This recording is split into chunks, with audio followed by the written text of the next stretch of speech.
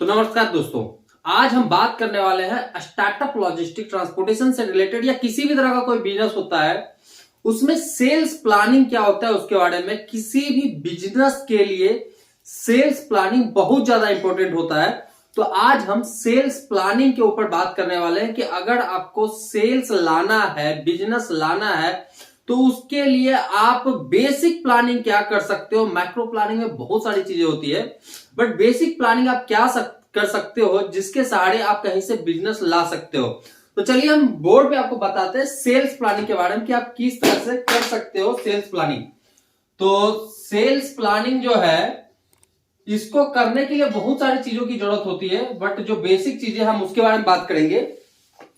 बात करें दोस्तों सेल्स प्लानिंग जो है, जैसे आप कोई कंपनी चला रहे हो, किसी भी तरह की कोई कंपनी है जहां पे कि आपके पास सेल्स पर्सन है। सेल्स पर्सन बहुत सारी जगहों पे आप देखते होगा कि लिखा रहता होगा बिजनेस डेवलपमेंट एग्जीक्यूटिव या बिजनेस डेवलपमेंट मैनेजर या sales manager, sales executive.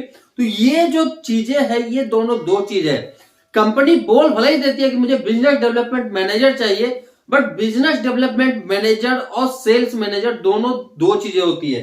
Business development manager जो जनरली होता है दोस्तों, उसका काम होता है बिजनेस को डेवलप करना और कंपनी का एक तरह से प्रमोशन करना कि आप किस तरह से कंपनी को प्रमोट कर सकते हो। और दूसरे कंपनियों में जाकर के आप अपने कंपनी के बारे में बता सकते हो कि आप उनका सेल्स मतलब प्रोडक्ट लीजिए या फिर सर्विस लीजिए। दूसरा होता है सेल्स मैनेजर या एग्जीक्यूटिव। ये कौन होते हैं सेल्स मैनेजर या एग्जीक्यूटिव?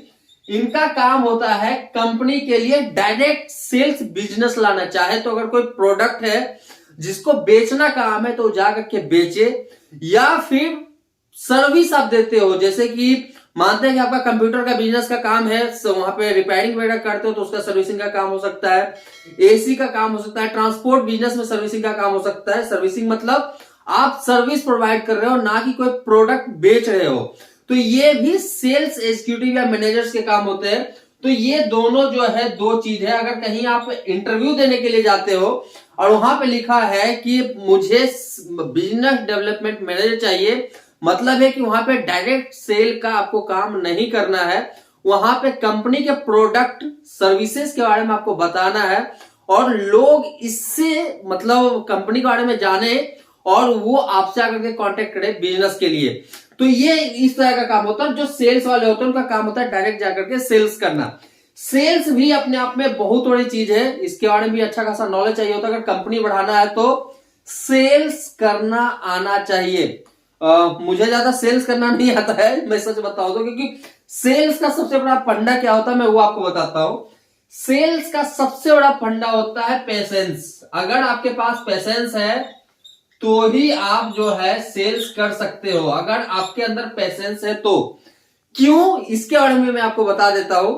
सेल्स में सबसे बड़ा जो काम होता है कि अगर आप किसी के पास प्रोडक्ट बेचने जाते हो या सर्विस बेचने जाते हो तो वहां पे आपको 10 बार घुमाया जाता है, 20 बार घुमाया जाता है, तब जाकर के शायद वो आपके प्रोडक्ट या सर्विस के लिए इंटरेस्टेड हो सकते हैं। यहां पे क्या है, पेशेंस होना ज्यादा जरूरी है। अगर पेशेंस आपके अंदर है तो फिर आप एक अच्छे सेल्स एग्जीक्यूटिव मैनेजर या फिर बिजनेस डेवलपमेंट मैनेजर बन सकते हो। तो सेल्स के लिए सबसे पहला चीज जो है वो होना चाहिए पेशेंस। मेरे अंदर पेशेंस नहीं है, मैं आपको सही से बता दूं तो मेरे अंदर बिल्कुल पेशेंस नहीं, इसलिए मैं अपने लाइफ में सेल्स का ज्यादा काम नहीं किया हूं। बट ये है कि मैनेज किया हूं, कस्टमर्स को मैं मैनेज किया हूं, बढ़वाया हूं। जितना सेल वो हमको दे रहे हैं उससे ज्यादा मैं उनसे सेल लाया हूं। बट डायरेक्ट सेल का काम मैंने अपने लाइफ में आज तक नहीं किया है। कुछ टाइम 2, 4 या 6 महीने में किया हूं, उससे ज्यादा मैं नहीं किया हूं, क्योंकि पेशेंस मेरे अंदर नहीं है तो मैं ये काम नहीं कर सकता। जिसके अंदर पेशेंस है वो ये काम आराम से कर सकता है। तो सबसे पहला जो है सेल्स के लिए आपके पास पेशेंस होना जरूरी है। बात है प्लानिंग के ऊपर। प्लानिंग दोस्तों, सेल्स प्लानिंग करने के भी तरीके बहुत तरह के होते हैं। सबसे पहला है एग्जिस्टिंग बिजनेस के साथ सेल्स प्लानिंग। एग्जिस्टिंग बिजनेस जो होता है उसके साथ सेल्स प्लानिंग करना होता है। एग्जिस्टिंग बिजनेस कौन सा, जो अभी के टाइम पे आप बिजनेस कर रहे हो, किसी कस्टमर को अपना प्रोडक्ट बेच रहे हो, कहीं पे ट्रक लगा रहे हो, तो वहां पे अगर आप अपने बिजनेस को बढ़ाते हो तो ये भी सेल्स के अंदर आता है। और इसको करने के तरीके होते हैं, आप क्या करें कि आपका एग्जिस्टिंग कस्टमर आपको और बिजनेस दे। मतलब कि दिसंबर 2022 में अगर उसने आपको 10 लाख का बिजनेस दिया है तो क्या करना है आपको, जो जनवरी 2023 में यही कंपनी आपको 15 लाख का बिजनेस दे। तो ये जो है ये प्लानिंग के अंदर आता है कि आपको क्या करना है, इस कस्टमर को क्या चाहिए, आपके एग्जिस्टिंग कस्टमर को, जिससे वो आपका बिजनेस जो है और बढ़ा दे। दोस्तों सबसे पहले मैं बात करता हूं, बहुत सारे जो यूट्यूबर्स हैं या फिर जो सेल्स के बारे में प्रोग्राम चलाते हैं यूट्यूब के ऊपर, उनसे भी आप सुने होंगे। और सबसे बड़ी बात की डॉक्टर विवेक बिंद्रा जी जो है उनसे भी आप सुने होंगे। अगर आप किसी के पास डायरेक्ट अपना प्रोडक्ट बेचते हो तो वो कभी भी आपका प्रोडक्ट नहीं लेगा, बशर्ते कि उसको बहुत ज्यादा उस प्रोडक्ट का जब तक जरूरत ना हो। तो कभी भी किसी के पास जाकर के अपना डायरेक्ट सर्विस मत बेचिए, अपने प्रोडक्ट को मत बेचिए। आप बताइए कि अगर वो प्रोडक्ट कोई कंपनी, जैसे कि हम मान लेते हैं कि XYZ है जो कि आपके साथ बिजनेस कर रहा है और आप उसको सर्विस दे रहे हो, 10 लाख का बिजनेस वो आपको हर महीने दे रहा है। अब इसको क्या करना है, अगर 15 लाख आपको करना है तो जानिए कि इस बंदे को और क्या चाहिए। क्या इसको और सर्विस बेटर चाहिए? अगर सर्विस बेटर चाहिए तो आप किस तरह का सर्विस इसको बेटर चाहिए, क्या आप आज के डेट में इनको दे रहे हो और क्या इनका एक्सपेक्टेशन है, उस गैप को पूरा कीजिए। वो जो गैप होता है सर्विसेज में बहुत सारी चीजें होती है, टाइम से गाड़ी लगाना, टाइम से पीओडी देना, टाइमली बिलिंग करना, टाइमली डिलीवरी करवाना, कम्युनिकेशंस जो होता है वो अच्छे तरीके से करना। तो ये सब चीज जो है इसके अंदर आता है। तो एक तो सर्विस हो गया, दूसरा हो गया कम्युनिकेशन। कम्युनिकेशन अगर आप बढ़ाते हो तो भी आपका सेल्स जो है वो बढ़ सकता है। कम्युनिकेशन मतलब एक दूसरे से बात करना, आप अपने कस्टमर के साथ कितने अच्छे तरीके से बात करते हो, इस पे भी आपका बिजनेस जो है डिपेंड होता है। तीसरा होता है क्या उसको रेट जो है ज्यादा है, रेट और नीचे लाने की जरूरत है। रेट जो आप दे रहे हो उसको, क्या वो रेट जो है नीचे और लाने की जरूरत है। जिस रेट में आप उसको गाड़ी दे रहे हो, क्या उससे और रेट नीचे ला करके आप इसके साथ बिजनेस कर सकते हो। जरूरी नहीं है कि अगर आप इसके साथ 10 लाख का बिजनेस कर रहे हो, कहीं पे गाड़ी लगा रहे हो 62,000 में, और ये आपको महीने में इस रूट पे 5 गाड़ी देता है। मान लेते हैं कि कहीं के लिए गाड़ी आप लगा रहे हो और आपको 5 गाड़ी देता है वो उस रूट के लिए, बट वो बोलता है कि आप 62,000 के बदले 60,000 में मुझे गाड़ी दे दो, तो मैं इसी रूट पे आपको 15 ट्रक महीने में दे दूंगा। तो इससे क्या हुआ, 10 ट्रक का आपका सेल बढ़ा। तो ये भी करने का जरूरत होता है आपके जितने एग्जिस्टिंग कस्टमर होते हैं, और न्यू कस्टमर के साथ भी यही सारी चीजें चलती है पैरेलल। बट एग्जिस्टिंग कस्टमर आपका जो है पहला प्रायोरिटी होना चाहिए, जिसके साथ कि आप अपने बिजनेस को और बेटर कर सको। सेल्स प्लानिंग जैसा मैं बोला हूं कि ये बहुत बड़ी चीज है, छोटी छोटी चीजें मैं लेकर के चलता हूं, उसी पे मैं आज बात करता हूं डिटेल्स में। इसके पॉइंट्स बाय पॉइंट्स पे मैं धीरे धीरे और वीडियो बनाता रहूंगा, वो आपको और समझाता रहूंगा। इसके अलावा और क्या हो सकता है, सर्विस आपने अच्छा कर दिया, कम्युनिकेशन आपने अच्छा कर दिया, रेट आपने थोड़ा सा डाउन किया ताकि आपका बिजनेस बढ़ सके। इसके अलावा क्या इसको टेक्नोलॉजी की जरूरत है, टेक्नोलॉजी, क्या इसके साथ आप टेक्नोलॉजी यूज करके अपने बिजनेस को बढ़ा सकते हो। क्या आपका कस्टमर चाहता है कि कोई उसका पार्टनर ऐसा हो जो टेक्नोलॉजी यूज करता हो, जो हर चीजों को ट्रांसपेरेंट कर सके हमारे साथ, तो आप टेक्नोलॉजी भी यूज करके उसके साथ अपने बिजनेसेस को बढ़ा सकते हो। इसके अलावा क्या अपने कस्टमर को आप कोई एड ऑन प्लान दे सकते हो क्या? ये देखिए कि एड ऑन प्लान आप अपने कस्टमर को क्या दे सकते हो। एड ऑन प्लान में बहुत सारी चीजें आ सकती है। आप क्या उसको कोई कूपन दे सकते हो, कहीं घूमने का प्लान दे सकते हो। आपने बोला कि सर आप मेरे साथ 1 करोड़ का बिजनेस कीजिए, हम आपको यहाँ का ट्रिप दे देंगे, कोई चीज जो है हम आपको स्पॉन्सर कर देंगे।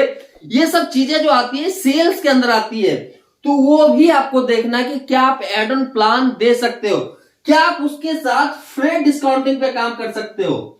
यह भी बहुत बड़ी चीज है कि क्या आप फ्रेट डिस्काउंटिंग पे उसके साथ काम कर सकते हो या रेट डिस्काउंटिंग पे उसके साथ काम कर सकते हो। मतलब कि सर आप मुझे 25 लाख का बिजनेस दीजिए, हम आपको, अगर आप 25 लाख का मुझे बिजनेस दिए तो मैं आपके पूरे 25 लाख पे 2% का डिस्काउंट दे दूंगा।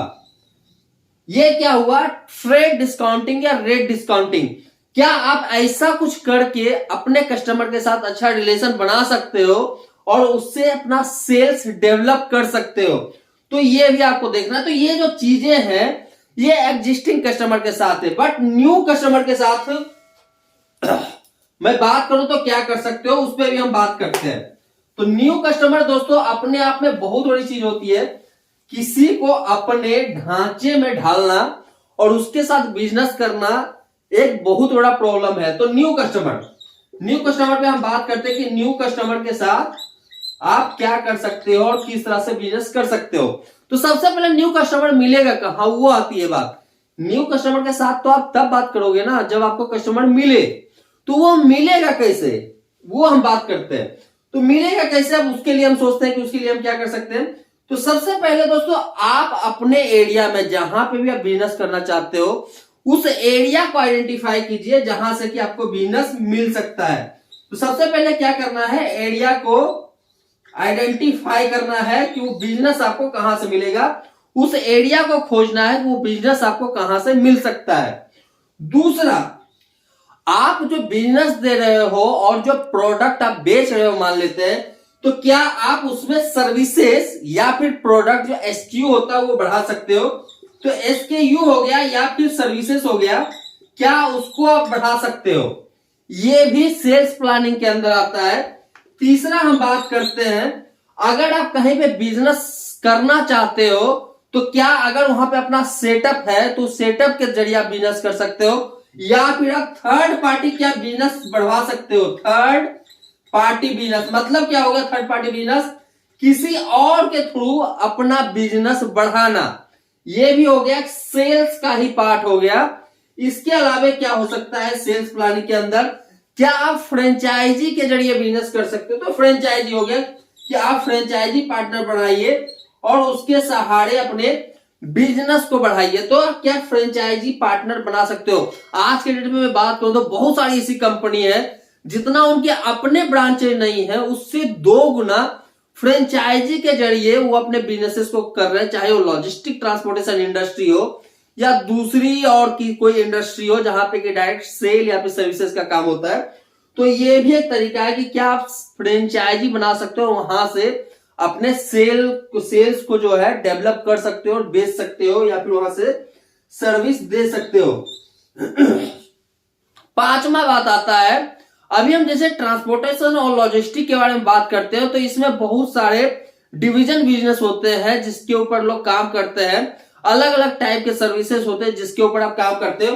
तो क्या आप अपने बिजनेस को कस्टमाइज कर सकते हो। सबसे बड़ी बात कि क्या आप अपने बिजनेस को कस्टमाइज कर सकते हो।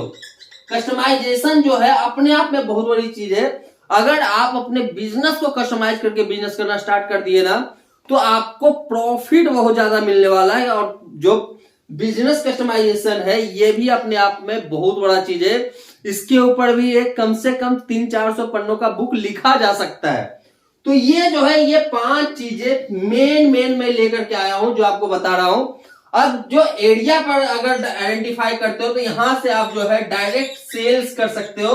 और सेल्स करने के लिए जो बातें चाहिए वो मैंने एग्जिस्टिंग कस्टमर के साथ जो मैं बात कर रहा था वही आपको यहां पे अप्लाई करना पड़ेगा कि आप रेट किस तरह से कंपेयर कर सकते हो, टेक्नोलॉजी कैसे दे सकते हो, कम्युनिकेशन कैसे बना सकते हो, क्या उनको कोई एड ऑन प्लान दे सकते हो।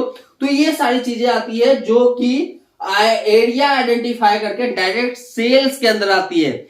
डायरेक्ट सेल और सेल्स डेवलप करना और कंपनी को आगे बढ़ाना ये भी अपने आप में बहुत बड़ा एक स्किल होता है जिसके ऊपर कोई ना कोई कंपनी जो है काम करती है। आज के डेट में स्टार्टअप का मतलब ही जो मैं आपको स्टार्टिंग में बताया था कि अगर आप 200%, 300%, 400% अगर आप अपने बिजनेस को ग्रो नहीं करते हैं तो फिर आप स्टार्टअप के अंदर शायद ही है, आपके लिए वो बिजनेस स्टार्टअप हो सकता है, बट स्टार्टअप का मतलब है सीधा अपने बिजनेस को स्केल अप करना। अगर इस साल आपने बिजनेस स्टार्ट किया और पूरे साल में आपने 50 करोड़ का भी बिजनेस किया, मतलब आने वाले 5 साल के बाद आपको इस बिजनेस को ले जाकर के 5 साल में कम से कम 300, 400, 500 करोड़ का बनाना होगा, तो वो होता है स्टार्टअप।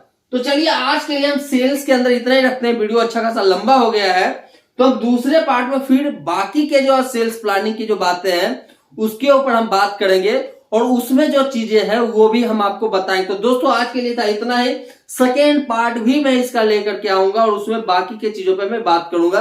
तो दोस्तों हम मिलते हैं अपने नए वीडियो में।